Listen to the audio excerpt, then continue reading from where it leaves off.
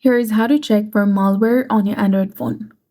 There are several ways to protect your phone. First, you can use the apps from the Play Store that scan for malware. A good example is Malware Bytes, which you can download for free. So go to the search bar and search for Malware Bytes app. And once you find it, you can go ahead and install it for free on your device. While there is a subscription option, but you don't need it to run a scan, just open the app and start a scan and then grant necessary permissions to access your files, and the app will check everything and for anything unusual or malicious.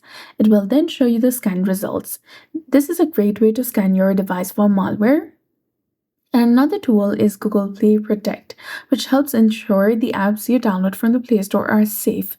To enable it, you need to go to Play Store and then tap on your profile picture icon in the top right corner of your screen. Then click on the option of Play Protect that is between Payments and Library. Go ahead and select it. It scans the apps on your device and will tell you if it finds anything harmful. This tool focuses on apps from the Play Store, while the first app I mentioned also can scan your files. So that's it. I hope you found this video helpful. If you did, please like, share, and subscribe. Thanks for watching. We'll see you again in the next one.